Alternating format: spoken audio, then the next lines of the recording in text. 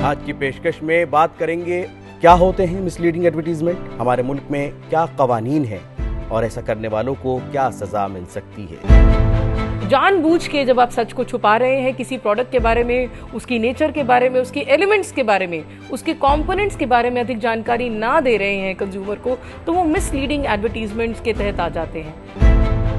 ऐसी कोई भी एडवर्टीजमेंट जहां की इतने कम दाम पे कोई चीज ऑफर की गई है और जब आप उसको लेने जाएं तो उसकी एक्चुअल वैल्यू आपको जो है कुछ और बताई जाए, इसको बेसिकली बेट एडवर्टीजमेंट कहा जाता है। Don't you think that every advertisement is exaggerated or deceptive to some sense? So उसके misleading होने की हद कैसे तय होगी? जो आप ओमिट कर रहे हैं जानकारी, बहुत इंपॉर्टेंट जानकारी है, वो जानकारी आपको अगर नहीं मिल पा रही है तो रेगुलेशन आपका डिफाइन करके दे रहा है कि डिसेप्शन क्या है। अपना मुल्क अपना आईन देखना ना भूलें।